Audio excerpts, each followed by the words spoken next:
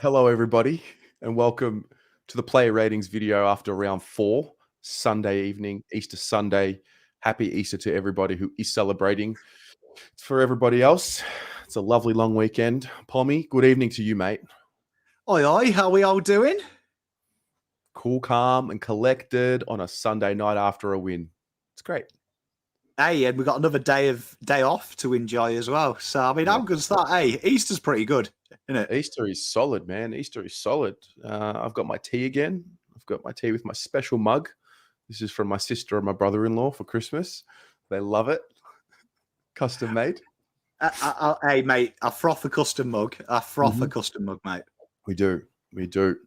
But, mate, we've got there's a bit to get through because there's some emerging storylines that have happened after the game as well with some players that we're going to get into. But, no, it's good fun. So, look, 23-point win over the Roos. How are you feeling a few days afterwards, removed from Friday night?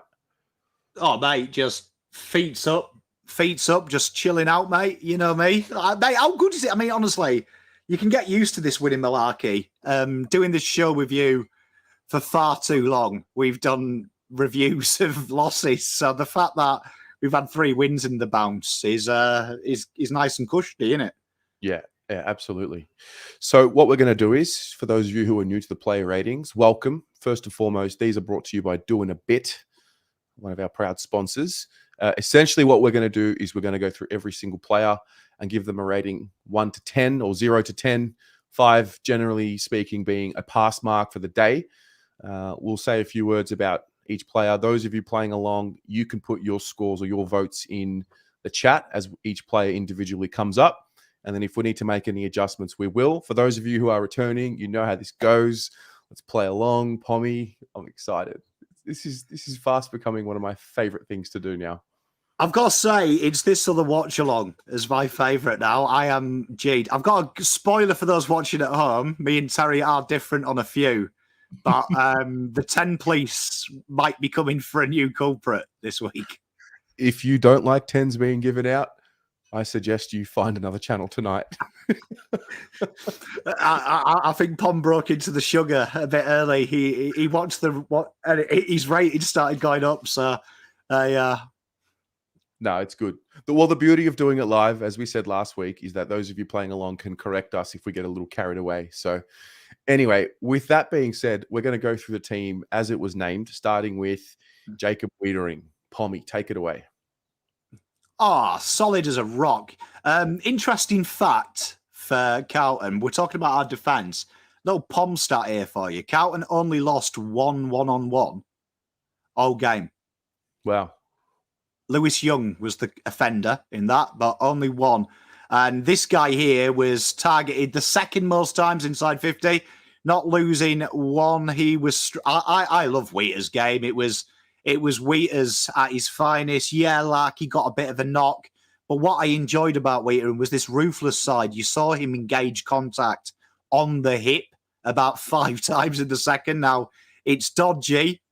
I'm all for it, though. Let's be honest. You know, if someone hurts, go over the white line, you're fair game, in my opinion. So I thought that showed a little bit of nastiness, a bit of ruthlessness. I enjoyed that. So, yeah, just about perfect for me from Wheaters. Close to what I see as perfect for him. Yeah, I love the mention of his ruthlessness. I saw that as well. Listen, at the end of the day, every single player has an individual job. His job was clearly to be on Nick Lachie for the entirety of the game. I was there, and by the end of the game, Nick Lachie was actually engaging with Wiedering to try and defend where Wiedering was going to go when the ball was coming in. He wasn't even trying to lead at the footy anymore, and I thought that was pretty telling for the game that Wiedering had played. Yeah, I think Rowan said it earlier here. His kicking seems to be coming back. Yeah, slowly but surely. Look, he's building nicely. Had a really good game. Not much more to be said. I think I'll keep that. If you watch 5 minutes from the third, there is a contest where he actually puts his shoulder into the hip. Yep. He puts his elbow, and you actually see Lachie wins. And he goes and takes an uncontested grab. I love that because I think we're too nice sometimes. You know, start niggling a little bit. Start niggling, lads. And I like that from Wheaters. Yeah, definitely. All right. Next up, Lewis Young. I went with a 7. You went with an 8. Pretty handy game, wasn't it? Yeah, I mean, the one-on-one he lost, he was literally, there was 3-on-2. And you could see he was in between them too. He made the right choice. But there was another point to play as well that he came off his man on a 3-on-2 and got the spoil in. And I'm giving him bonus points at the moment for this was the whole game and no double fist. So I said to Lewis, he loses a mark, but as a man of fairness, he gets an extra mark for not bringing that back because I don't want to ever see a double fist from this gentleman ever again. Yeah, fair. I gave him a 7. I probably didn't get to 8 or 9 because I just didn't like the fact that Zohar kicked a few towards the end as well. Kind of irritated me a little bit. I might be a little harsh on Lewis, but he's playing at such a high standard. And I read an article about referring to him recently, and can't remember who wrote it or where the quote was from, but they referred to Lewis Young as an all-Australian caliber type player so far this year. And I think it's only 4 games, so let's relax. But he's had a really good start to this season. Nah, don't relax. Nah, honestly, when he's playing like this and I see them stupid articles, Carlton are launching a war chest for Ben Mackay. Why? Yeah. Why? I'd take Lewis over Ben, who is a similar type of defender to Wheatering. This guy complements him. Absolute compliments him. So I love Wheaters, and I see your point. I actually gave him votes for the last 10 minutes because I felt Carlton's defence left this pub lot to dry. He was often the furthest back. And I was like, the poor guy's had such a great game. Why are we leaving him 1-on-3? So I like the fact he was defending hard when he could have switched off if he wanted. He was getting them spoils in right till the death. Yeah. And I think I might be a little harsh as well. I think Wiedering and Young's marking numbers are a little bit inflated. What I mean by that is 10 marks to Young, 12 to Wiedering. That first half especially, first quarter, they may have had 4 or 5 each in the first quarter. And that was simply because North had choked the ground so much and it was more of a side-to-side kicking game. But nonetheless, I thought Lewis was really good. So I can see, evening Steffi, I can see that most of us here have 7s and 8s. So I think a couple of 8s here. All right. Yeah, bring him up. Come on, bring him up. Bring him up. All right, fine. 8. Lewis Young. Because you've only got to see. You've only got to see doggies, and here's what we could have won. That could have been Liam Jones, and could have been Floodgate Town. True. All right. Lewis Young with an 8. There we go. An early correction. I love to see it. Next up, Nick Newman. 8 all round for both of us. He's just having a really good start to the year again. Just super reliable, isn't he? He's actually boring now. Like his game is actually boring. It's rinse and repeat. He sticks to his task at hand. He takes 0 risks. He's what I love about him. He hits targets. He does the right thing 9 times out of 10. And, you know, me and Let Dog had that saying, high floors. We get turned on by high floors. He's got such a high floor, this guy. Like, do you know what I mean? Like that, what you saw there is his worst game. That will be his worst game. And he's reliable. And it allows a guy we're going to talk about soon to do what he does because you just know what you're going to see from Nick. I love him. Yeah. I've got 8s all around. I think we're generally in sync. Got a 9 here from Tyler and Marc and Paul. I think 8 is where we will land on that one. A daily pot shot as well. He's like Liam Stocker, but his aggression is not 30 meters away from where it should be. I love the fact that guy's the first in every time to defend a Carlton player as well, but it's sensible aggression as well. He's always picking Carlton players up, first to get them out of the way to pick his boys up. That's controlled aggression, and I like that from Nick. And Damien nails it. I like the fact he's got a bit of arrogance as well. He was chuckling a few times at North, letting them know we're best. And yeah, him and Wiedering, I like the fact that there's a bit of arsehole growing between them. I want more arseholes. There's a narrative that has emerged as well, and that is, in order for us to take the next level, we're going to have to stop being bullied and be bullied. And if you look at North Melbourne in the past, one of the reasons why they've been able to just irk us a bit is because in years gone by, they've always probably been rated externally a little below us or behind us. But they haven't feared us, and they've brought a heat and intensity, and they've really taken it to us. And I think that narrative flipped last year. I think obviously with the Lachie incident, and then obviously Lewis Young with the bump on Zurha. I think that was a bit of a changing of the guard, and Newman brought that again. And you have to be dominant against these type of teams, and you have to put them in their place, so to speak. And I think Newman really leads the charge in that.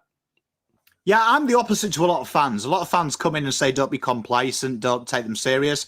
I disagree. I think what you saw in the first quarter between GWS and North when we were bad is too much respect shown. Going backwards, controlling the game, playing too slow as if they're a good side. You saw in the third quarter when these arseholes came to the fore, like Paul says, Paul loves an arsehole fact. That's when we play better. When we actually said, you know what, there's a golfing class, boys. We're better than you. And I'd like to see a bit more of it from opening bounce. I'd like to see Newman set that tone very early with a bump and a laugh in someone's face and just let them know we're the better side. We're the football side. Yeah, I like it. Now, McGovern. McGovern, mate. McGovern. I can't stop saying his name. I actually cannot stop saying his name all weekend. I thought it was Tom Stewart at first, to be fair. My God. That is just... That's the guy. That's him. That's the one. That's the guy right there. That's the player that we get frustrated about because we know how good he can be and what he does for us. Kudos to him. Good on him. He's reached a level that is at a very high level. And really the most important thing now is just staying healthy for him because it's really clear what he does for the group. Oh, tell you what, that guy, second, third quarter as well, taking the game on. We talked in preseason, the most important facet of our game is this guy having an intercept defender. You see why? Because in that second when Carlton were lackluster, this guy took the defence and turned it into attack. He's a delight, and we know I'm a sucker for intercept defenders. This guy here is everything I love about football. It was Tom Stewart-esque. It was Tom Stewart-esque at times, taking the game on. Even in the third quarter, the fend off, he had the audacity to fend off a small and then take the kick. This guy here, I can't see how that could get better. And if it can, I'm scared. But if he can do that 20 times, Flagville. Yeah, you can't be understated what it means to get a 10 in a game where came off a little early or copped the corky, then was subbed out as well, to be managed. I thought that's how good he was. And yeah, I think that's the best game he's played for the club. And just more than anything, I just wish nothing but good health and consistent health for him because he's a game changer in the team. And we really do play a different way when he's in there. Oh, it's a delight, isn't it? It's Adam Sard and this guy. And Paul nails it. When he went off, you saw it. I mean, that was a big trouser substitution as well for just a cork. Sounds like he's going to be totally right next week to go anyway. But you look at how he plays. That was like an Arteta type substitution of just basically letting North know, you know what, game's iced, mate. We're going to give this guy an early bath. I love him. I love Mitch. And you know what? I think Marchbank is in trouble because unless that guy is injured, there is no way you drop this guy. I reckon this guy is probably the third name on the sheet now. Yeah. No, it's good for him.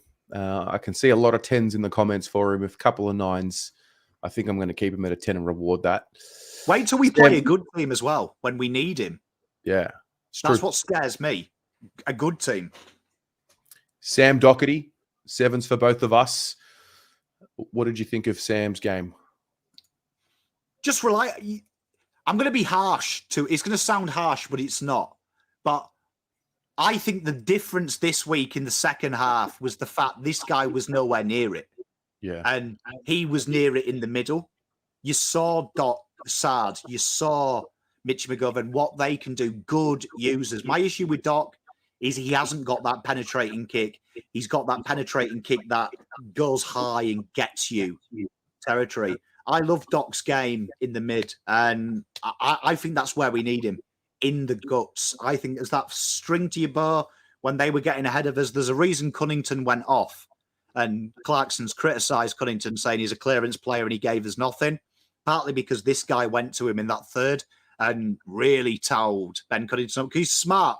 I love Sam Doc's game, and 7 I think is solid. Yeah, I'm with you. Yeah, a few frustrating foot skill errors in the back half. Just a few targets that I want him to be hitting those targets more, because he's a really senior player and he can do it. And he has done it before. But some of the moments in the game on Friday that won't come up on the stat sheet, and I put a couple of these highlights up on Instagram thanks to Carlton Blues fans, and that was, putting your head in the hole with incoming traffic. And he did it twice, probably did it more than twice. Just that clip showed it 2 times. But yeah, so brave for us. And these are what I'm highlighting, and what I did highlight as winning habits, premiership habits, those brave actions. And he brings that. And there was a part in the game, particularly in the first half, late, North were on top, to their credit. And the game just needed someone to try and give us some level of spark. And I could see him doing that. He's got a real willpower around the game that forms the basis of my opinion on his game. It used to be really skillful, and he is still really skillful, but his willpower now seems to have really overtaken everything else. It's a new feature of his game that I really look at now, and I notice. Mate, spot on. I think he's just got just a little metronome for them boys, and you can see that maturity when it comes in the midfield as well. I think Voss has nailed it. The midfield gets very, very nervy. And when he's there, because of that superior IQ, the emotional intelligence particularly, kind of just stabilizes them a bit. And I love that dinky kick he does in the defense that winds me up. When it's in the middle, that's going to Charlie. There was a couple of them he did. Them little dinky kicks. Kerno made that look good because you've got 2 walls to defend it. When we saw it with Sard, he took one on and missed it. It was a goal. When you make them mistakes down the back, it's game over. When you make them in the midfield, it's a chance creation. Players can force that to be a goal. So I love Doc. I love him. I think having him down back in the midfield now, people say we're one-dimensional. When everyone's back, we've got Doc. Break ice. Bring him in. Yeah. I can see a lot of 7s here. A couple of 8s, 6.5, 6, 7.5, 7, 7. All right. I think we'll keep that at a 7. Next up, Adam Sard, alhamdulillah. We literally sat here last week, mentioned him. You and I spoke on the phone during the week. You mentioned that Wiedering doesn't look to give Sard the ball, and you picked it out. And I even said it in my preview as well. I want to see more of a concerted effort to get the ball in this guy's hands. And I definitely saw that in this game. Really clear intentions to get the ball in his hands and let him kick it out of our defensive 50. He's a gem, mate. He's a gem. You got to look, the AFL average speaks for itself. 67.9% of exits in D50 are down the wing, right? The sides that stay below that are genuinely the sides that have players like this guy. So Doc's great for when you're under cosh, getting the distance. If you want to attack, though, like the top teams do, you give the ball to this guy. And you see the difference of what it makes. When he exits D50, everyone comes with him. That start in the third where Carlton kicked their first kick-ins, all but one of them was this guy, and 2 of them were Sard running, taking the extra meters, playing the 1-2, the give and go, and off we went. And that is why this guy's good. Like, honestly, this guy here, Essendon, you love to see him make a mistake. What a mental decision. This kid here can football and can football incredibly well. Love Sardi. Yeah. He's I don't know how many handball receives he got, but I saw a lot of work rate from him on Friday night. And what do you have in the end? I think it was 17 kicks. Yeah, it was 25 touches. Kicks. Yeah, and he used the ball at 92%, which is very far above league average. So yeah, the reason why I didn't give him a 10, he didn't lay a tackle. So a little bit of room there for a 10. But nonetheless, he was awesome. You nail it as well. Like how often as well you see them little dinky kicks. He gets the ball back. he gets the ball inside 50, and then if we do turn it over, he's straight back down. His work rate is incredible for in what's considered a lazy position. A lot of these flashy high halfbacks are lazy. This guy works hard on both sets. No, Supreme player. He sure does. All right, next up, Lachie O'Brien. I gave him a 4. You gave him a 1. Let's discuss. Kick it off. Right, caveat, I love Lachie O'Brien. Absolutely adore him. I've been a big supporter of him. For me, he gets downgraded in a week where Akers is half dead, in a week where surely most teams are looking at resting their first year players. It's a long season. I thought O'Brien came in and had an opportunity here to really say to Voss, give Akers the next week, another week off, or maybe look at giving Hollands a break. He's running 15Ks a game. And all I got out of this game was literally what we've been saying for the last 2 years on this show. Wingers are so important. And you see the golfing class between an actual winger like Ollie Hollands and O'Brien. And we talked about it last week. Ollie Hollands, sometimes you've got to be tough, even though it's not your job. It's not good enough. And I would have given him a 0, but I'm not totally brutal. But I just feel with Jackson Binns been playing so well now, I was expecting heat from this kid. Heat, thinking, shit, Binnsy's up my arse now. And all I saw was a man basically saying to me, oh, well, it's a bit hard now, isn't it? Yeah, it was his opportunity. He was one of a few players this week that I had a really good look at because they needed to show something. I think he had a game not so different to maybe Fisher last week, where he just didn't look assured in what he was doing. And it's just not good enough at this stage. He's in year 6, and without wanting to compare, but you can't help it, I literally look at the stat sheet, and he and Hollands have both had 15 possessions between them, each. And the narrative around Lachie, and you don't need to be contested, you don't need to be hard, you just need to be a winger. Yeah, fair enough. But if that is the output, footballing wise, if that's the output we're going to get from Lachie, then there's better out there. And I was disappointed that he didn't take his chance, because he's one that quickly comes under scrutiny, and a game like that probably doesn't help the cause. It's tough. It's tough. Do you know what I mean? And I feel for him, but I just something tells me that I think you're seeing a lot about some players, and I think there's a lot of competition. He was so good last year, but if we're honest, he was one of 3 options. And the proof is in the pudding. The responsibility went to Nooms, who copped a lot of abuse. And you're seeing how tough that job is. Now, Blake Akers is a freak at it, but that job is quite hard under Voss's system. And it was harsh. It's harsh. But like for me, this guy needs to go to VFL and come back hard. But it was disappointing, because this was a game that you basically put yourself in. And that's what good teams do. Good teams, players come in from injury or suspension, they make it tough. It's harsh, but move on. The game is harsh. It's a harsh game. It's tough. I see 4. I see 0. I see 3, 3, 2, 2, -3. Another 0. Wow. Okay. This is quite different. I think I'm going to put him down to a 2. I think 2 is the move. Maybe that's being generous. 1. I'm happy. So, we'll go with 1. Yeah. He needs to be better. He is better, and he needs to be better, I think. Next up, Kripendaki, mate. Kripendaki. Probably a tale of 2 halves with the skipper, but make no mistake, he's doing a lot around the ball, particularly in the second half. When the game heats up, he just kind of knows when to insert himself. He's picking his spots, it seems, at this point in the year. I don't care what anyone says. Keep your Brownlow Crips. This is the best Crips. This is the Crips I want to see. Yeah. And you know what? Like, you just nailed it there. When the game got fierce in that third quarter, particularly, this guy was the captain. We've seen it so many times. And the evolution from Brownlow Crips to Captain Cripps is the best I've ever seen. It turns me on more. It turns me on more, this Cripps. I will watch this 7 out of 10 game all day long over the Brisbane game that everyone talks about.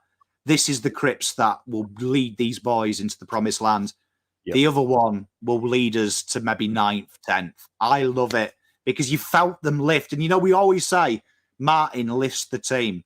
You felt the team lift when Cripps started to lay them big bumps, them big fend-offs, trying to get the ball, and you felt the noise from the crowd. The midfielders started to work hard. Should maybe be a 10 now I'm talking. I'm convincing myself. Honestly, love Cripps, man. This Cripps is the Cripps I'm about. Yeah, this is a really mature Cripps. You look at the stat sheet and it says 23 handballs, and I love it. I love to see it because on face value, it just tells me that he's creating for others when he's handballing more than he's kicking. 22 contested possessions, matched up at times on a really good young up-and-coming star of the competition. And that second half in particular just lifted, just conserved his energy and waited for the right moment, waited for his moment to insert himself and really just lift. And I think we're not too far away with him. So I see a few 7s, I see a 9, I see quite a few 7s actually. Okay. 8, 9, 7. Oof.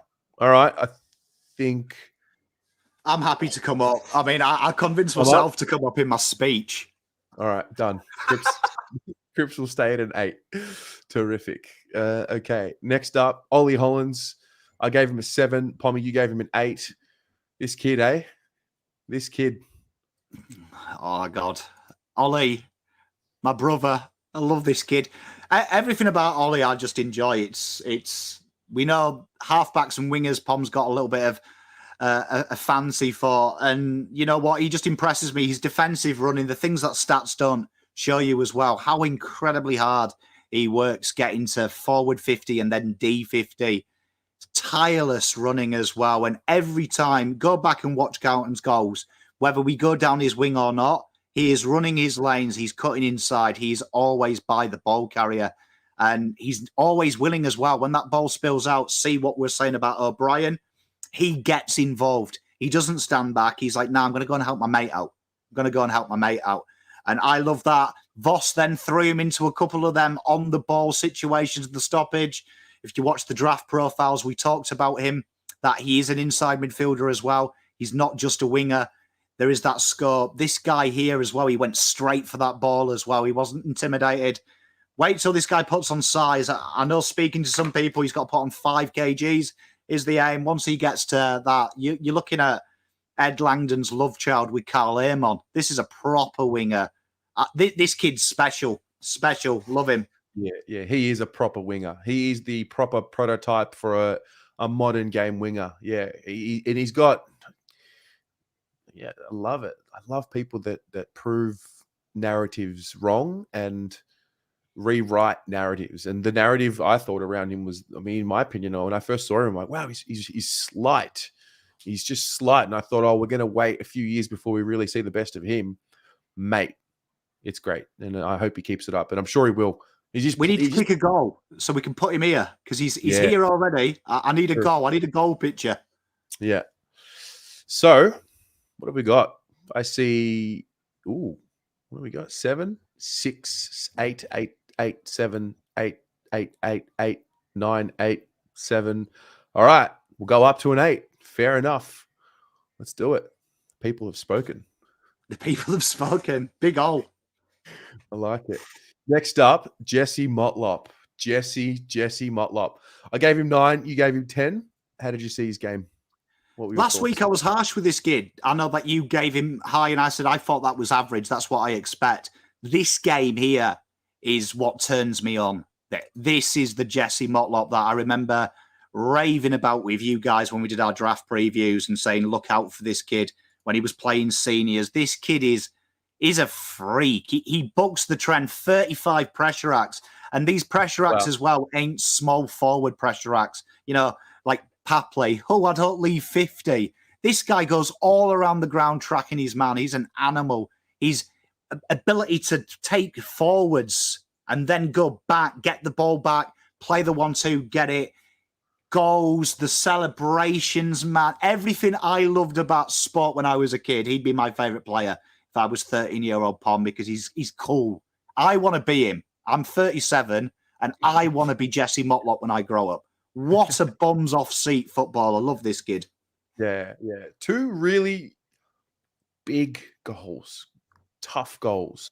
I wasn't familiar with that part of his game, that being, a set shot from 45-ish, 45 to 50 meters out. I didn't realize he had that level in him.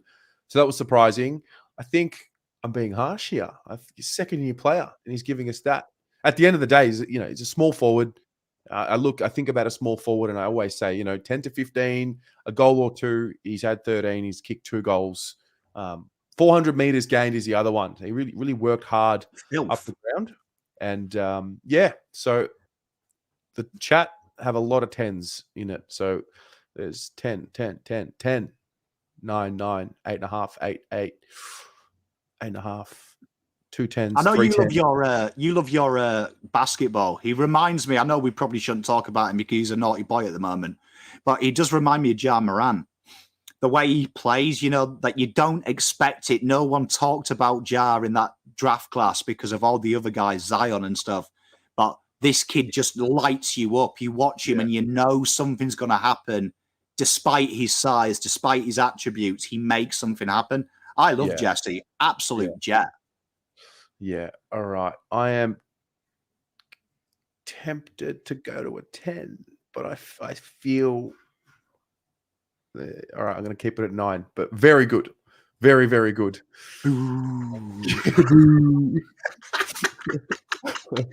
What a change in 4 weeks. I was bringing you down. Now I'm trying to rise you up, Terry. It's great. It's great. Charlie Curnow, the best player in the league. Pommy. Can we just take a moment to just, again, reiterate the gratitude towards just having him in the side, knowing that not so long ago, we used to tell people to stop talking about Charlie Curnow and don't even give it any air because he's not going to be a part of the club and he'll never be the same and he'll never reach his heights. And once you do have this many knee injury, God. You know what? I actually was going back through that video where I sat here before you and said when he comes back, he'll win the Coleman. And there's a guy called Paul Sarbroni. He's a Collingwood fan. He put in the chat that day, what an idiot that Pom is. He's no better than Peter Wright. Hey, where are you now, mate? Hey, best player in the league, mate. Honestly, the kid is something else, isn't he? I mean, let's be honest. You all are. Look, there's 226 people watching, plus us, that's 228. We're just living in Charlie's world, really. Yeah. Basically, this is it. This is it. What a player. Yeah. There's a maturity about him that I've noticed at the start of this year. Just not rushing to get the goal on the board, just taking that little bit more time. 6 goals too. Look, Mackay and Logue were out, so there is a bit of context around both Charlie and Harry's games, but at the end of the day, you've got to go do the thing, no matter who's in front of you, and they did. And he was dominant, and it was one of the few times we've seen both of them, the big boys, literally carry the scoreboard for us, really carry it. So, and in the 4th, I thought it was Cooter. If anyone noticed, we played him in the midfield for 7 minutes then, and he burst through one of the stoppages, and it's like seeing a young Cooter out there. I mean, tell you, there's nothing this kid can't do. Tell you what, if he played key defence, we'd be giving him 10. This guy is special. Wrap him in cotton wool, people. Yeah. Wow. I don't know if I've seen this many 10, 11s, 10, 10, 10, 11. Boo. I see a 9. Who gave him a 9? Come on now. No, that's fine. Probably 10, 11. Guy. 12, 10, 10. All right. We're going to keep it. We can't give 11. It's full marks for Charlie. Full marks for Charlie. We have to create a new system to give him more. Maybe we can create a system where a stupid game gets an extra vote. A really, stupid game. I'll You, consider you, it. you know what's funny is I was actually reading an article this week, and do you remember when I said he'll kick 100 this year? That was my bold prediction. They Yeah. started saying that he's the next 100 goals. Mm-hmm. Watch this space. Tell you, me and Charlie have an affinity now. Yeah, we have an affinity. Charlie to kick 100 this year. Fantastic. All right. Reto Durden, 7 and 8. Corey's ability, just the level of intensity he plays with, and when he hits to hurt. It's just not something we've had with many players in the team in years gone by. And yeah, just looks to be a level better at covering the ground. Probably could have had another goal, but he did kick his goal. Had the 11 touches, 6 tackles, which was second highest in the team on the night. He's consistently hovering around that 5 or 6 for tackles, and yeah, I liked his game. Mate, loved it. I mean, what was it? 26 pressure acts. Yeah. Do you know what I mean? 4 tackles resulting in a turnover from free kicks. Insane stat that as well. Because like you say, when he tackles, he also gets you. He's one of the few Carlton players that when he tackles, no arms, which turns me on. You can't handball away. He does it right. He plays like a man that he's owed money. And that's what I love. I feel sorry for the halfback on him because when they run off, he makes it his mission to get you. Him, I'm telling you now, him, Owies, and Motlop, forget about it. That is set and forget. Can't wait to see Owies back because I think he just now has something. And you've seen it, 3 shots on goal. Should have been more. What a player. How good is it? Do you remember when we used to have Matty Wright? And then Cam Poulsen in the forward line. We now got some serious footballers here. True. The chat. What have you got to say? 8767 889 87777 8787 877. I think I said 8. Oh, 767. All right, we're there. Somewhere there. 7 is relatively where he's at. But yeah, Can't believe you've done your boy. That's all right. We have a high standard. He's going well. He's going very well. All right. TDK next up. Yeah, we saw this very similar. It was just kind of, look, he showed quite a lot last week. I thought he was pretty solid, and the week before, I didn't feel like he impacted the game as much as what he did in the last few weeks. And I thought he really could have, given what Pito was doing with his work with Goldstein. I thought the game was perfectly set up for Tom to really, really have a lot more impact than what he did. But at the end of the day, I think he just scraped through and look, got his job done on the day. Yeah, it was just a meh for me. Yeah. It was a meh. Probably 5 is fair. I think I gave him a bonus for the goal. I thought his goal was much needed. There's going to be a few guys who will get criticised here because that back line was weak.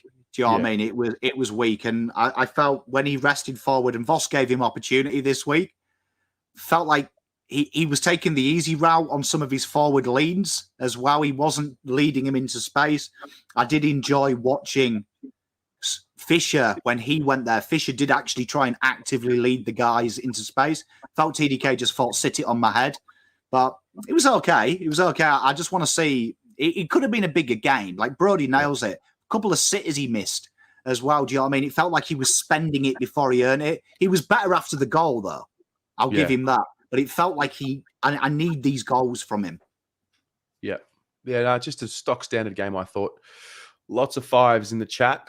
Lots of 6s in the chat. I think, we'll keep it at a pass mark and move on. Harry. 10s, baby. Harry with 10s. We all saw it coming. I think every single one of us saw it coming. There are certain players who reach certain levels that when they have certain types of poor games, I think Toby Green was a good example today. He had a really poor game last week and played a lot better this week. And I think Harry was in that same position. 4 goals, 14 marks. There was talk before the game. This is the thing about the media. They hunt really quickly, and the narrative around the Roosters in the pen, they're getting in each other's way. look, they got in each other's way last week, but I think Harry found the balance of his role on Friday, taking those strong marks around the ground. It was a Harry game, and I think, like I genuinely don't think Harry's got it in him to be dead-eye dick in front of the goals. I don't think. I think you're always going to have 6-5 games and stuff like that. I enjoyed it. The miss was classic Harry, wasn't it, in front? And as a former striker for 15 years, that's almost impossible to do in front of goal. But well done, Harry. You did it. I liked his game because I think he was under a lot of pressure. And the only question I've got is, two. One, how did he get suspended for that? And two, let's talk about it. The second one is, how are we not hosting on the couch? Yeah. Well, firstly, if we appeal the decision, you bet your ass we'll be streaming it. So just watch out for that. First and foremost. Secondly, I understand what the league is trying to do and build a case of them actively trying to protect the head and all of that. But this was just a free kick. It was just a little silly, got him a little high. It was a free kick in the game. That's it. I don't understand how it's medium impact. I really don't. There's a lot of things I understand about AFL. MRO, I don't even try anymore. I mean, let's be honest. I mean, let's look at that in an isolated case. So I can understand when it's outcome based. I know we don't like it, but it makes sense to me when there is an outcome base. If Sheasel had gone off for the rest of the game, I'd say, okay, I understand because they're going to be fearful with a concussion lawsuit. But you watch that in speed. I didn't think it hit his head because Sheasel went down and held the nave of his back. He didn't hold his head and he got straight up, and you actually saw them talk to each other as they had the free kick. So it obviously was an accident. But when you watch it in slow-mo, you watch Harry's hands are here and he brings them down. So he's protecting and doing what he can because he was going to hit him. And I don't know, it's clumsy, it's stupid. It's stupid, right? It's stupid. And I would love to know, in Harry's mind, was there a bit of frustration there and he maybe pulled out to take someone out, right? Or did he was trying to affect the kick because Sheasel plays off? But I'm not a fan of it. I think it was low. It was foolish. I think it deserves a fine. Does it deserve a week? I really don't think so. And you know what? The sooner we can get rid of Christiansen and his mate Gill, the better, to be honest, because it's so inconclusive. Ballard's was bad. You look at, if they're going to be serious, Chera could have had a detached retina, right? You watch how bad that is from impact. And Zerha made no attempt. If you watch Zerha in the speed, when they slow it down, he takes his eye off everything and actually goes to the face. That was malice. That's going to kill someone. That's going to blind someone. So for me, I don't like it. And I think it's just been punished because Harry's clumsy and a giant and Sheasel's not. But the fact that they were both fine, I don't get it for me at all. Don't get it. Free kick, too high. Harry, get your hands down, would you? And then move on. That's how I saw it. But anyway, he got a 10 nonetheless.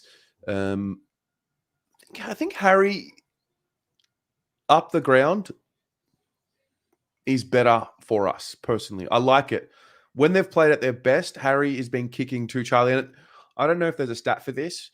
Maybe you can find it, Pom. How many times did Harry kick to Charlie and Charlie kick to Harry to set up each other's scoring opportunities? Because I thought it was really considerably more this week than in most weeks. It's funny.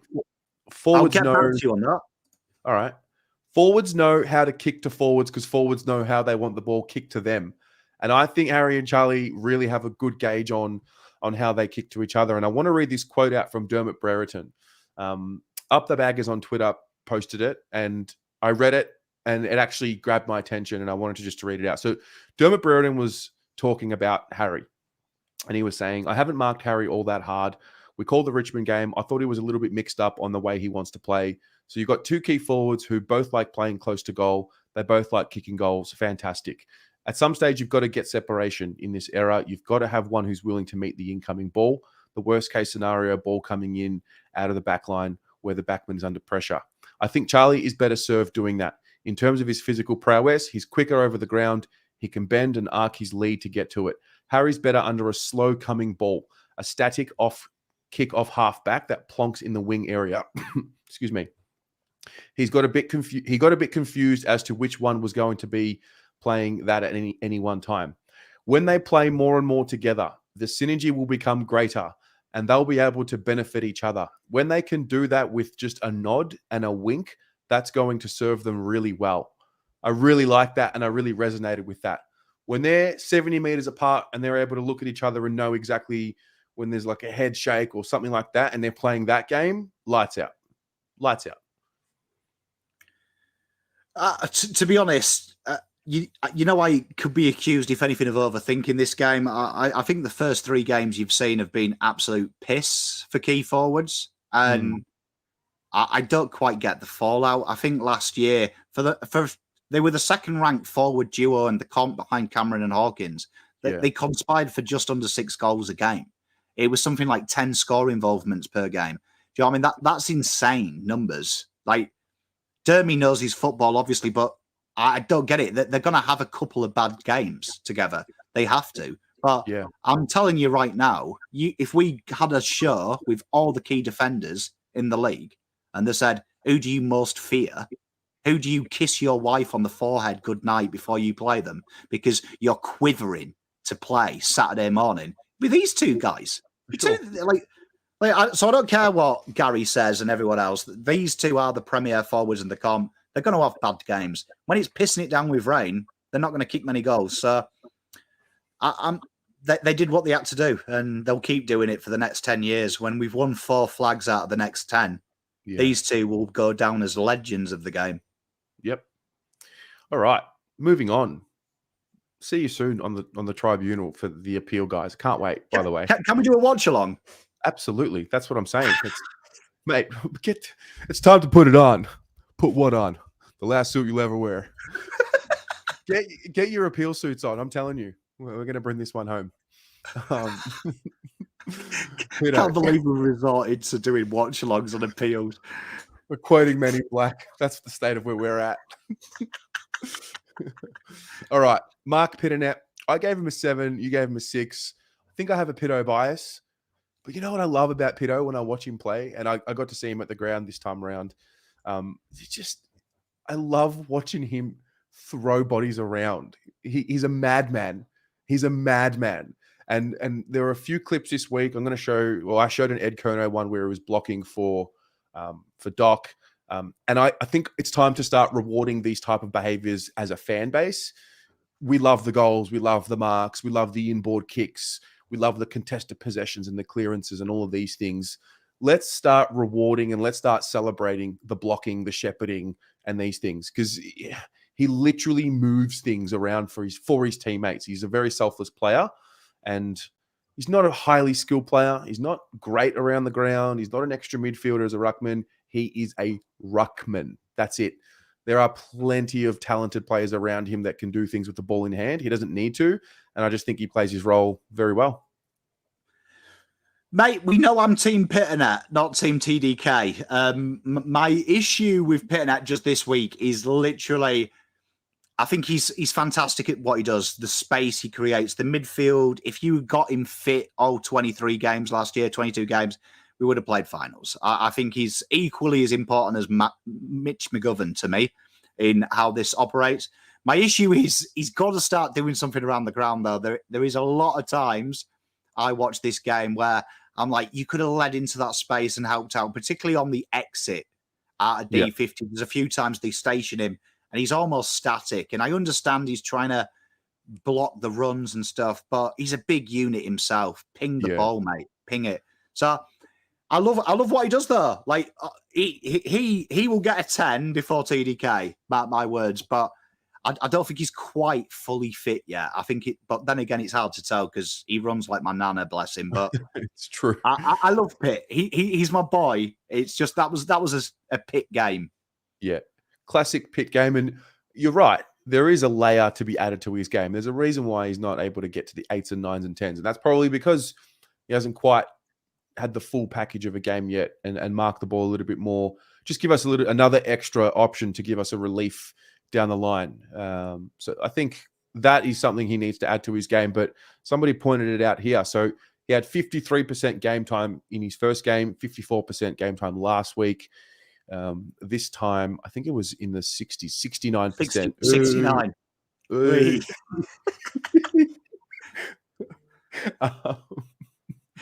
Oh, dear. We've regressed. Grow up, Terry. This is what happens when we're not worried about not winning. This is what happens. Oh, dear. So, yeah, that tells me he's getting his feet under him a little bit more. And now it's going to be interesting because Tom was playing more game in the ruck the last few weeks. So it'll be interesting to see the dynamic of the two of them now that Pitto's getting to full fitness. Mate, and you saw it. He worked Todd Goldstein, hard. Do you know what I mean? He worked him hard. So and yeah, I love Pitto, man. Like Pitto, he's the closest you've got in the league to old mummy. Just a big brute. Like, back in the day, this guy would have had his warm up. He would have had 2 cans of VB and a couple of durries, wouldn't he? He would have been our favourite player. So I love Pitt. Yeah. The people say 7, 6.5, 4. Oh, sorry, 4 hours of tribunal. Yes, 4 hours of tribunal if need be, Anthony. 6, 7, 5, 6, 7, 6, 7, 7. All right, cool. 7 it is. 7 it is. I like it. Next up, Georgie Hewitt. Oh, we saw this the exact same way. Yeah, he just hasn't been the same, has he? Since the hand thing. If you think about it, that might be his worst game for the club, and that's saying something. I don't care what the club say. His hand's not right. I went back and watched a few games last year, and his handball, one of his skills was that giant handball that he used to jetten that behind the pack, and it usually hit Cripper. He'd just take everyone out with the handball. And I saw him try and do it this week, and he did it with his opposite hand, and you could see it didn't quite work. And then when he hit it with his right, you could see there was a bit of a win. So I don't think that's right, and I don't blame him because I don't notice anything different about him in the terms of he's still contesting hard. Only had the 2 tackles, but do you know what I mean? He was in position to tackle. He was laying the body contact. He's obviously a fit beast of a human being, no doubt about it. But yeah, it's not great from him. But I mean, we love Hewitt. Once that's right, I'd love to see. I'd imagine if Carlton were honest, it would have probably had a week longer if we hadn't had the Kennedy injury, to be honest. Yeah, I think that. I think so. And he's one of few players who just have quite a few credits in the bank. I think he's got quite a few credits in the bank. I don't know the extent of the hand. It is what it is. You know what the talk will be this week. I'm not going to go there and bring it up and say play Dow over Hewitt and give Hewitt a week. Don't. Not now. Come on. I'm in a good mood, Terry. Don't. Sorry, I had to trigger you. I had to do it. Jesus. Why would you do it to me? Come on. Good. It's so good. But yes, that was. I didn't find a way to make that a pass mark for him. I think it was a bit below his expectations for himself. It just says a lot about him, though. To get a 4 with a broken hand. Yeah. Like, he's good. I love him. I love Hewitt. Like, just it's poor. It was just poor, but I mean, honestly, one hand, mate. He'll be right. I see a lot of 5s in the comments. Oh, this is an interesting situation because I really don't agree that it was a pass mark. I really don't. But you know what? We're gonna have to bring him up. I think purely because you've suggested Dow. If we keep him at 4, Dow might come in 5. Hey, the chat is the chat. If the chat want 5, the chat get 5. 5 it is. Hewitt pass mark. Let's go. All right. Next up, Jack Silvani. Ooh. I gave him a bare pass mark, and you gave him a 4. Maybe you can kick us off with Jack. Well, I mean, I was watching this game here really intently, and when you could see the setup for Voss's system. So he likes two real pressure-based forwards to go with his keys, right? And then the next guy you can see is blatantly there for his goal kicking or his score creation, and that's why there's an obsession with Jack Martin. You know, Vossi's got an obsession with Martin, right? Because of it, because he does do lots of things offensively. I just felt this was the game that I looked at their setup and thought, if I was Jack Silvani, I'd be going, you know what? I'm the third tallest here, and I can kill these guys. And it was just his usual one wood, his ability to generate targets in that 50 died. I felt his leading was really poor, which last week was sensational and probably won us the game. It felt like I was watching round 2 again, and it was a man without confidence. And I thought after last week, this was a game where I thought 5, maybe 4 or 5 goals. I was thinking this could be the game he goes bang, but it felt nervy, and he looked in the first quarter worse than anyone else in the nerves. He looked like he wasn't taking that game on, and he's one of them guys that if you held a gun to my head, I'd say he's always going to take the game on, and he looked really nervy. So I didn't like his game, and there's a few we're going to come on to I didn't like, and he's better than that. And the goal, I thought, made his game better than it should have been. Fair. Yeah, he was... Everyone makes mistakes, but he was uncharacteristically poor with ball in hand. He's usually very clever with his disposal, and he generally creates better opportunities for the person who he's disposing it to. But yeah, it was just more of a sloppy game for him with his possession for me as well. So I barely got him to 5. I barely got him to a pass mark. I think the 7 marks might have got me over the line, but you know, it's line ball. I see 5, 3, 6, 6, 8, 6, 5, 4, 5, 4, 5, 6, 4, 5, 6, 6, 6. All right, I think we'll just keep it at a 5. And yeah. Gav, when I put 4, I was actually scared you were going to say that I had a sauce hatred. I would have come well down if I'd known now. I would have gone. Now, the only reason I gave him the same as Hewitt, for those asking in the chat, is I thought where I'll give Sauce, his marking up the ground was good when they played him a bit more defensive. And I thought his tackle, he was one of the few that actually held tackles. He had 4 tackles, I think. So when they were all missing tackles in the first half, he was killing it. So I like that, because everyone pissed me off who kept missing tackles. At least he stuck them. But I was more disappointed. I thought this was a goals game for him. I thought this was 3 or 4 goals. And I thought this was the chance for him to break the shackles. Yeah. Fair call. All right. Oh, Zach, he needed this one. He responded. He needed it. I gave him a 7. You gave him a 6. I gave him a 7. I thought his work rate really stood out. He played like a guy that needed to respond from a poor performance. That's generally how I saw his game. In real time, he was a 2. So this is how Dan does his ratings. When I was watching the game on the watch along, if you'd held a gun to my head and said, what's his rating? I would have said 2. Then I watched it back, and Terry nails it. Work rate. This guy, especially in that second half when he started to get loads of run in the midfield and go down back as well. They played him at high halfback when they rotated Doc, which we've never seen him do.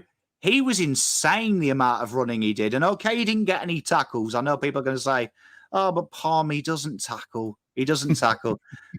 Okay, he doesn't tackle. You're right. But I mean, I will give Fisher this. Do you know what I mean? He was there in support with the ball all the time. And that is his primary job. There is a lot of pressure acts and a lot of tacklers in that side. So I liked it. But still some work to do, because I'm going to criticise him like I did Silvani. He was in the forward line to start with. Absolutely piss bucket. How are him and Jesus not taking advantage of a very mediocre backline? That kills me. That really does kill me. And I feel like he should be looking. These are the games that he should be looking at, saying, "No, what? I'll kill you." I'll kill you. I'm talented. And I just felt he suffered like Jesus. I don't know what they drank before the game, but they were a bag of nerves in that first quarter. And they're the guys who were there by Voss to say, make something happen. Yeah. His first quarter wasn't great. I was a bit frustrated with some of it, but yeah, I have so many flashes of him on the wing, running forward, getting a handball receive, and it's funny because the way he played on Friday night, that's kind of what I picture Lachie O'Brien needing to play like as a winger. And the thing about Zach is he's hasn't really locked in on one position consistently for years on end. That game on Friday gave me flashbacks to like 2018, which I know we were garbage, and maybe that's a poor comparison, but he did get a lot of the ball. He was on the ball a lot, just crafty and just generally in the mix.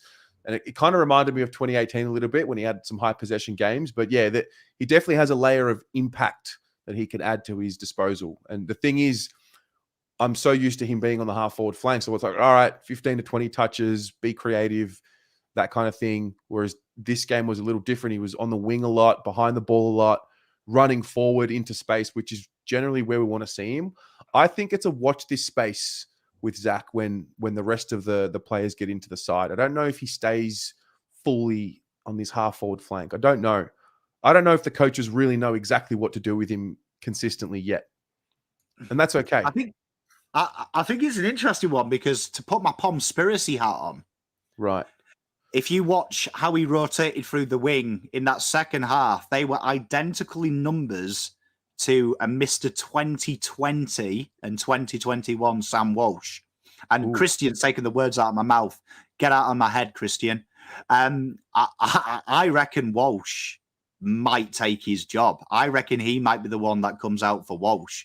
Because that is, without a doubt, in my opinion, if you add the midfield time, that makeup is the perfect Walsh role. If you rest him through there, you use him as a very dangerous player. And Walsh and Fisher, I've got a feeling that Jesus, Owies, and Walsh is that preferred rotation. I hope I'm wrong for your sake, Terry, because I don't think I can carry you and hold your hand. But that was, when I rewatched it, that last quarter particularly, it was pure Walsh when he was at his best, where he rotates through and plays the midfield, then rests in half forward. And it's about a 70-30 split. That is when Walsh, I think, plays his best football. He's wasted purely on the ball. And I was like, oh no, are you showing me a hand, Voss? It's interesting. Look, the play in maybe the third or fourth quarter where Ed blocks for Doc handballs to Fish kicks it inside 50 to maybe Harry. That is where when I picture Fish at his best, it's like 65 to 70 meters from goal, running towards our goal, kicking it from the 60-meter mark and hitting a target inside 50. That's where I picture him at his best. So we saw it. Good response, really good response, especially with his work rate. And, he's got to do it again and just back it up next week. So we love Fish, though. We do love Fish. Yeah, I am biased towards Fish. I do love Fish. I see lots of sixes, lots of sevens, probably more sixes. Oh, that's a bit harsh. I have to come down because I've agreed to, but that's a bit harsh, guys. Come on. There was a couple of people giving him twos, bro. Oh, God.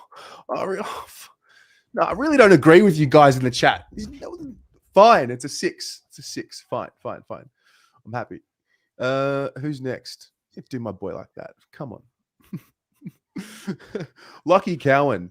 I thought this was a really good performance. Yeah, a better performance from last week. And he found a bit of confidence flying for the ball, and he found a few spots to fly for the ball.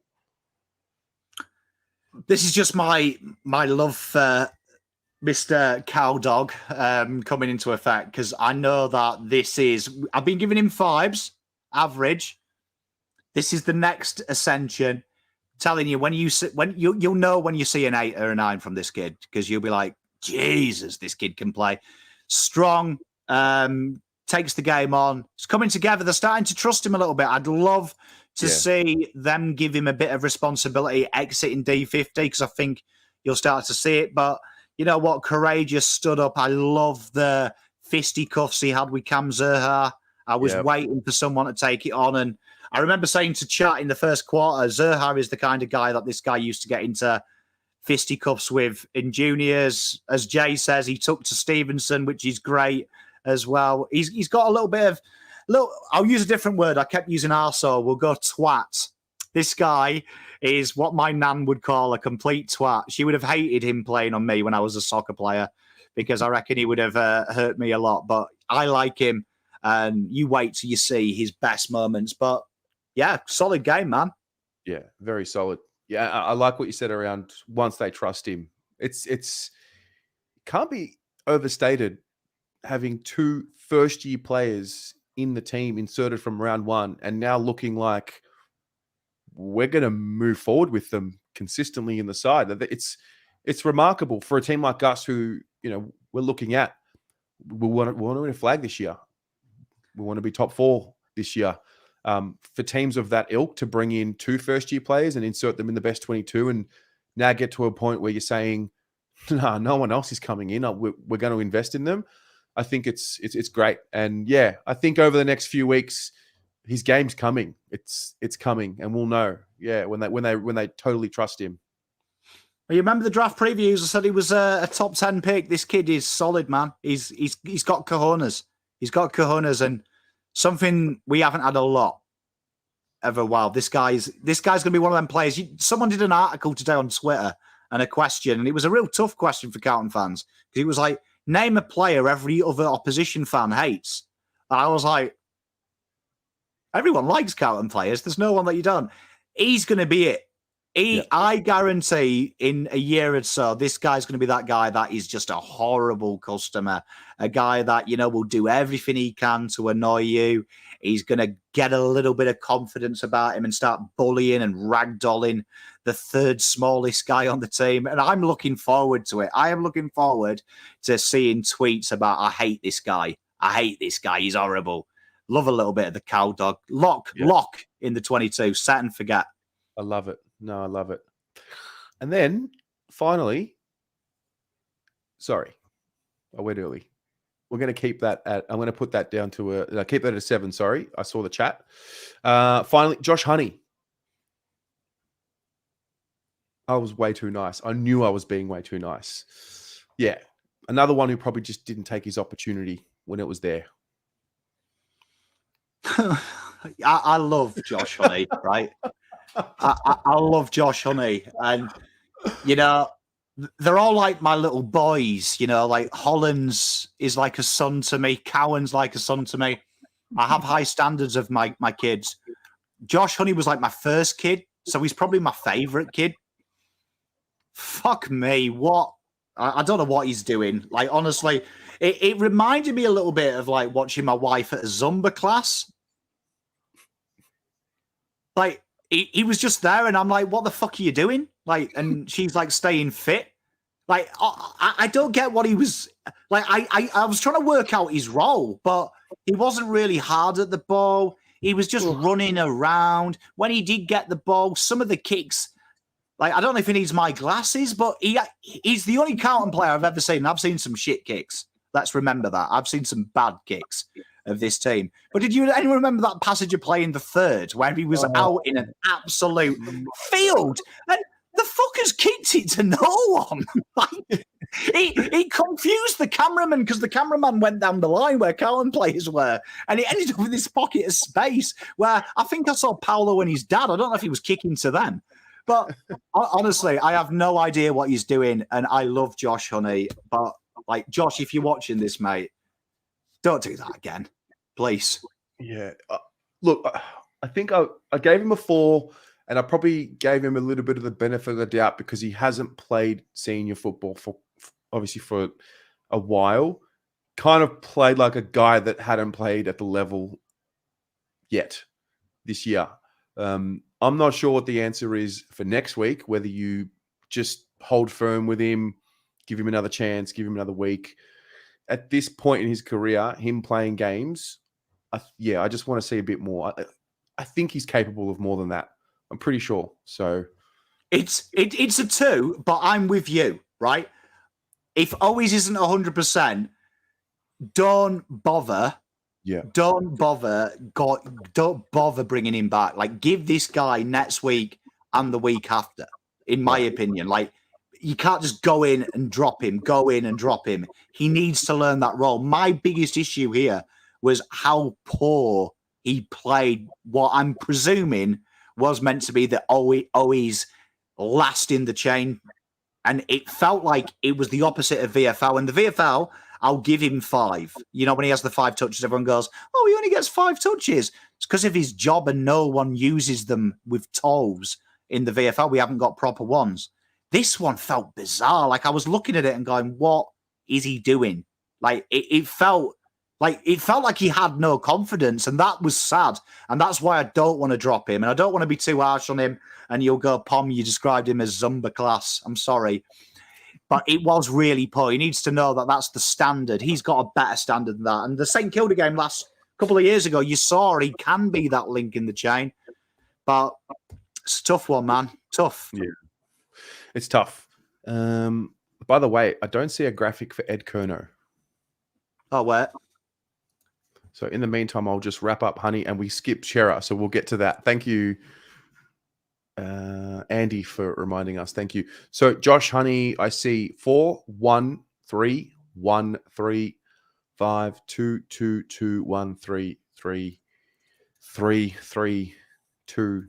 Okay, I'm going to pop this down to a 3 and meet you in the middle, Pom. And hopefully, yeah, where are we? 3. Yeah, we missed Chera and we missed Ed Kerno. Sorry, Chera's in there, isn't he? Yeah, I missed him completely. Oh. So we'll go back to Adam Chera.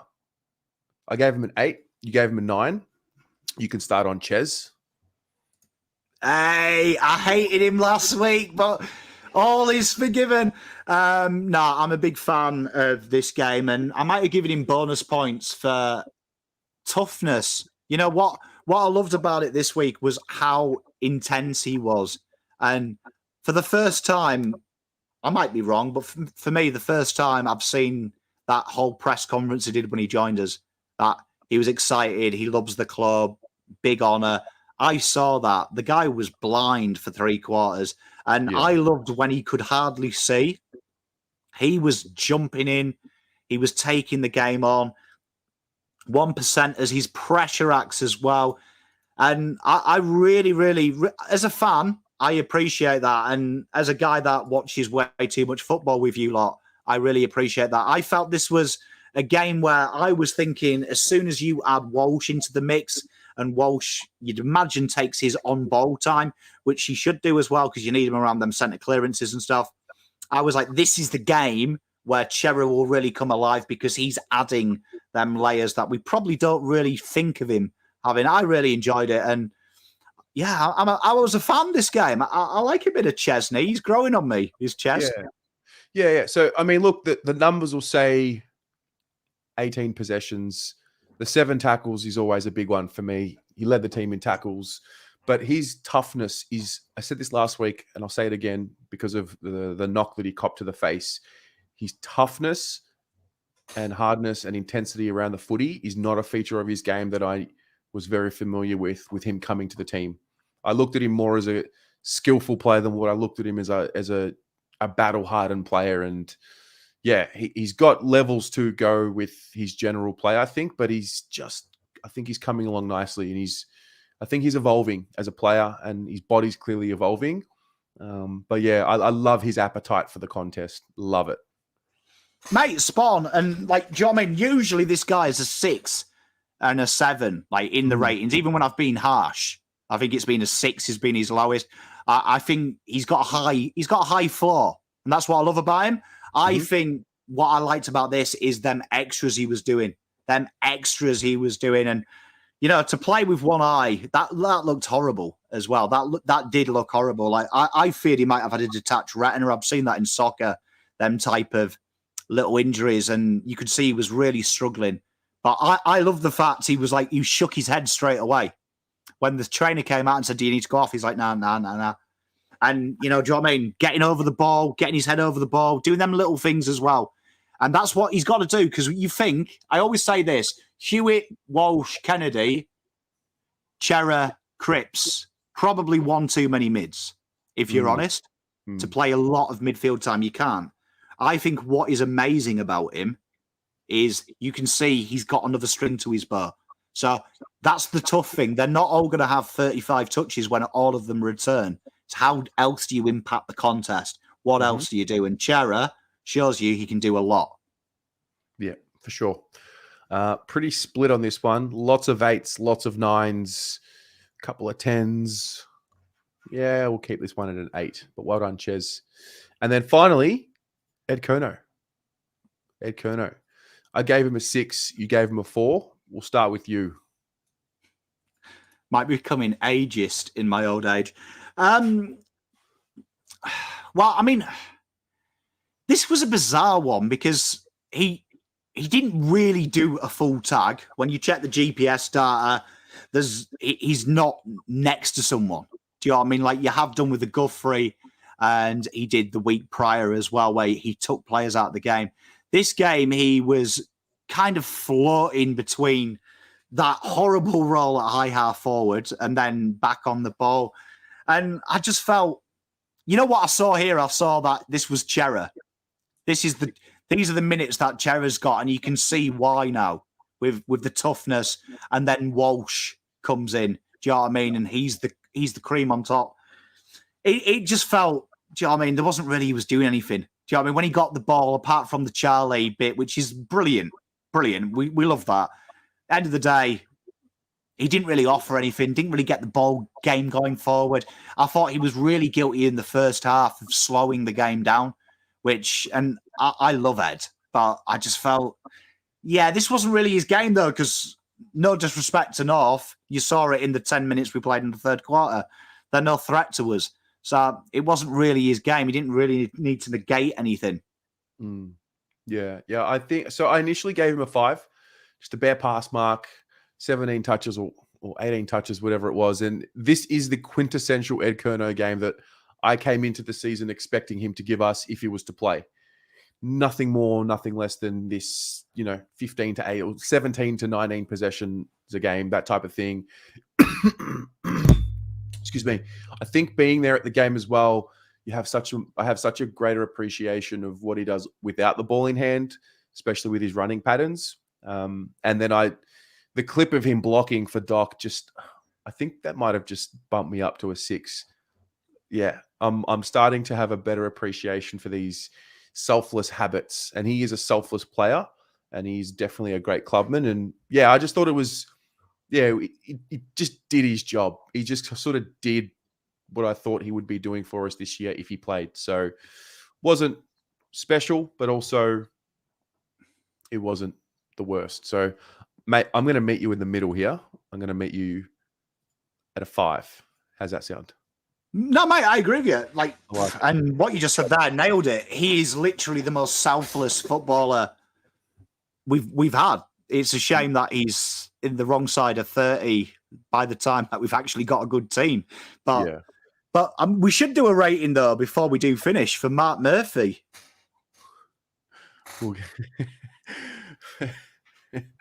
Sure, let's do a rating for Marc Murphy. 10. What a finish! Bananas. Yeah. Oh, we should touch on Carroll. He didn't play. He was the sub, but I think he's worth a mention. I liked what I saw from Jack Carroll in that quarter.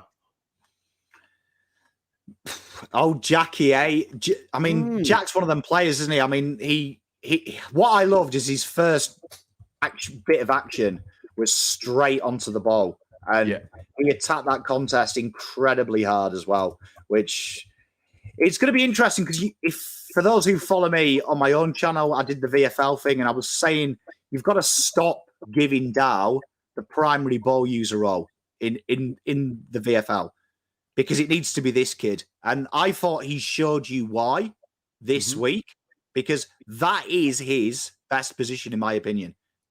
Being around the ball, being that kind of pseudo Zach Fisher, that pseudo player that can play across the wing, high half forward, but he needs to hone his on-ball craft because that's what Voss is looking for. He wants to have that rotation. And I thought he did well. I thought he was fearless in the few minutes we saw him.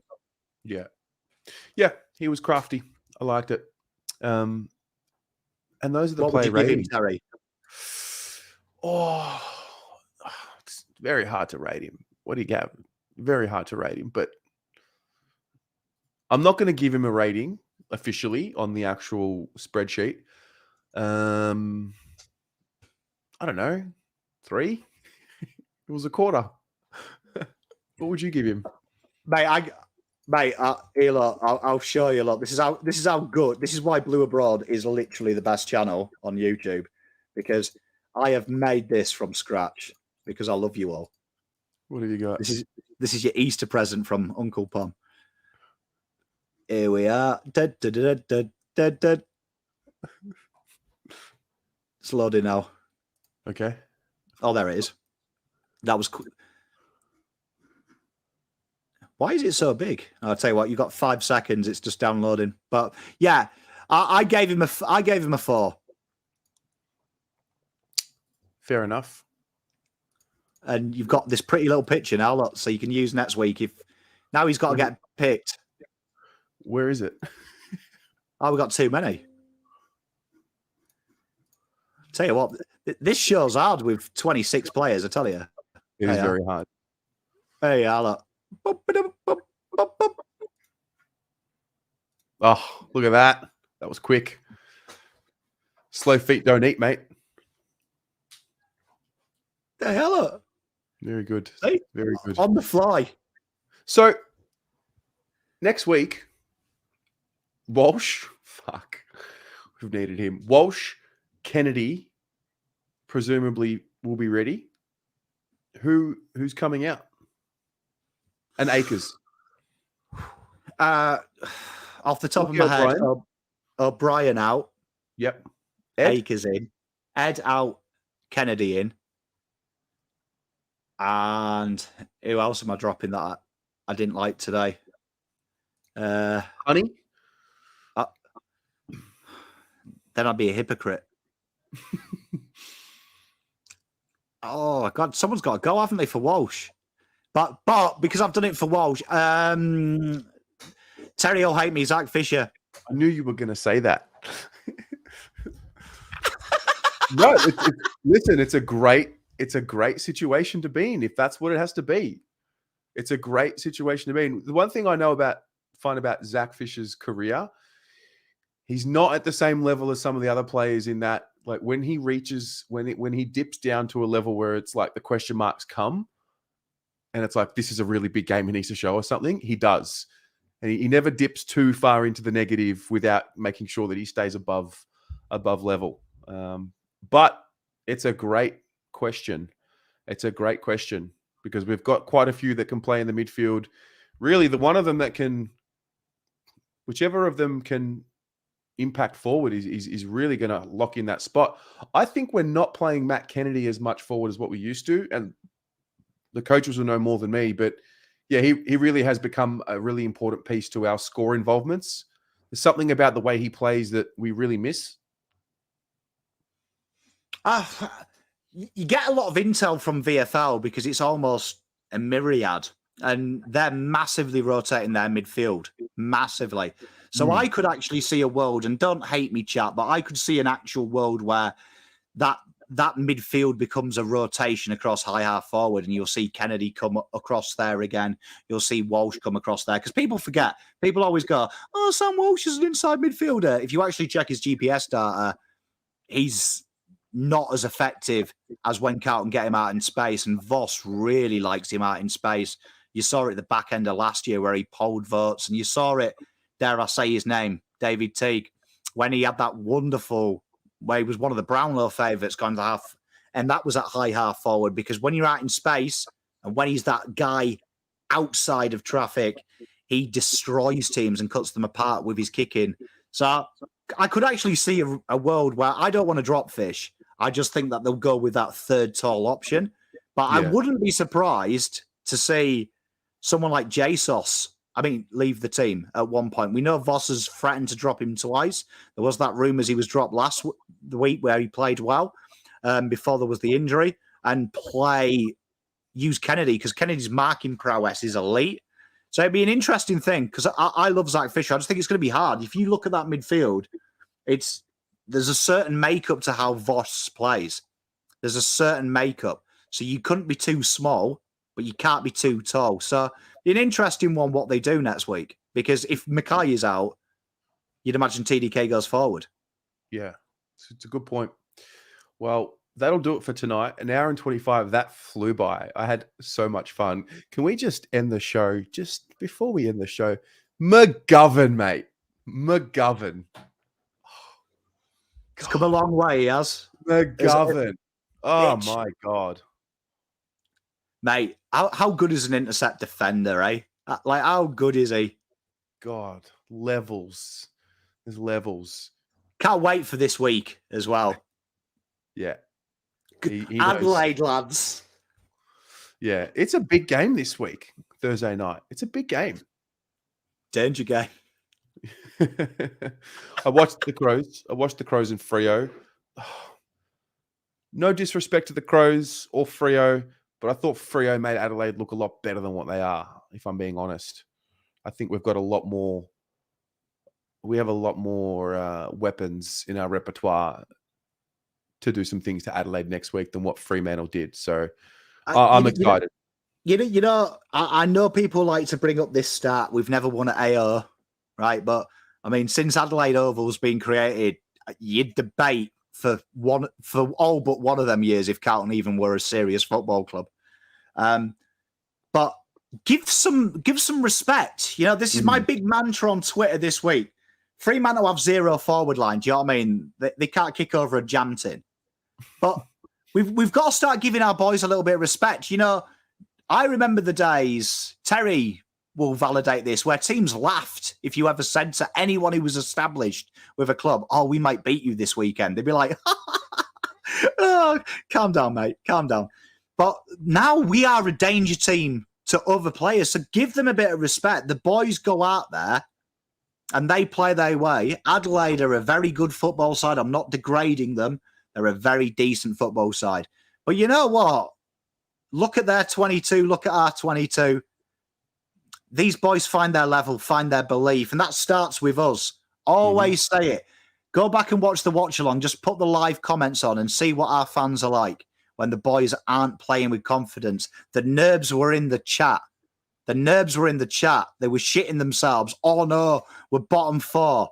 When Carlton started winning, though, their tails wagged. The players did. They go out there and they go mano a mano with Adelaide. Adelaide can't match it. There's levels to this game. Final side versus, just keeping Stevie Nicks, who used to be a singer in the 80s, in a job. There's levels in this game, and it's about the boys going in there and saying, we are a level above. And if they come out, shut that crowd up, you guys down there go mental, spilling your beer, you watch. Because that AO record's got to change. That AO record's got to change, and it's going to happen at one point. And you know what? Something tells me it's this fucking year. This year, Vossi comes back. Big smile on his face. It's true.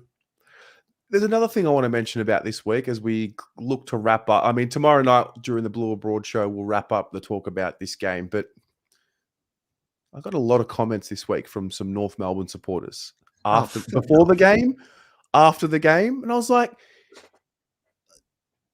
do you guys really have any idea what we did for you during this game? So I found this clip that I had lying around. It really resonated with me as to what this situation was. Your bum life. You fight me, it's a celebration.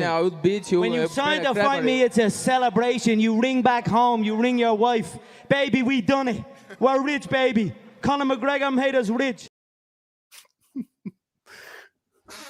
They couldn't sell that game out like they tried to over the last few years. So who'd they call to help them out? And I don't think the club got enough of a thank you from North Melbourne for helping with that crowd. You've got to, mate, honestly, you know what I think is great? And I'd never give Richmond fans any love, but I will give Richmond fans, when we drew, a lot of Richmond fans have reached out and said, you boys will be all right this year. XYZ. But since then, right, I can't count GWS because I don't think anyone actually supports GWS. It's like the biggest myth in the AFL. But outside of the myth, have you heard as many pissing and moaning as you have from Geelong? And like the amount of DMs I don't even care about Geelong. Like, I don't even know if Geelong is in Victoria. Is it in Queensland? Where the fuck is it? I don't care. And North fans giving us shit. You know what I mean? Like, the only one. Mate, come on. Like, what as Conor McGregor says, we changed your bum lives. Do you know what I mean? No one knew who North is. When you mention North Melbourne, they're just like, oh, them dudes who have antihistamine in clear bags in bloody casinos, aren't they? Mate, come on. And that's how I know we're good. That's how I know we're getting good. Because people are complaining when we beat them. It's no longer, oh, they need it. Do you remember that? That was the worst tweet I've received when we beat Essendon in 2018 and some dickhead goes, oh, it's all right. Carlton needed that more than us. Now they want to beat us, and now, you know what? They're looking for excuses. Their discipline goes. Clarkson's crying. He's releasing footage, you know, of him getting angry now. They wanted to beat us, and how good is it that we were 6 out of 10 and beat the best they've got to offer? Fuck them. Fuck the AFL. Blues are back, baby.